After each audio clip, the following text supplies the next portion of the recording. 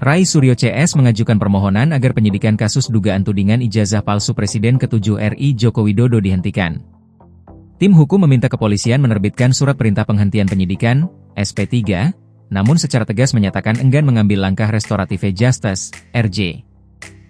Kuasa hukum Rai Suryo CS, Refli Harun, mengungkapkan bahwa surat permohonan penghentian penyidikan tersebut telah dikirimkan kepada Inspektur Pengawasan Umum, Irwasum, Polri.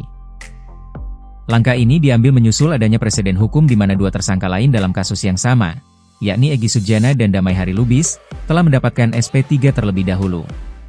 Refli Harun menilai sejak awal perkara ini telah melanggar undang-undang dan prosedur hukum.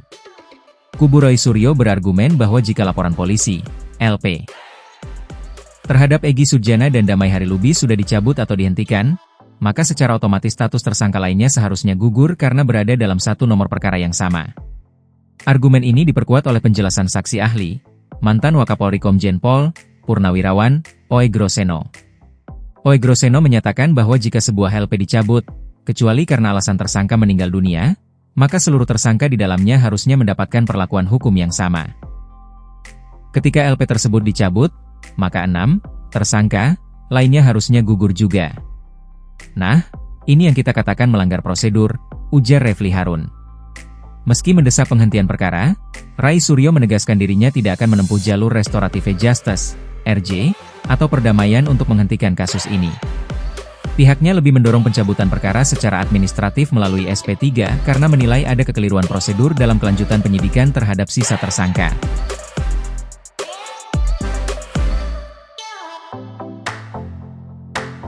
Di sisi lain, Polda Metro Jaya tetap melanjutkan proses hukum terhadap Rai Suryo dan tersangka lainnya yang tersisa.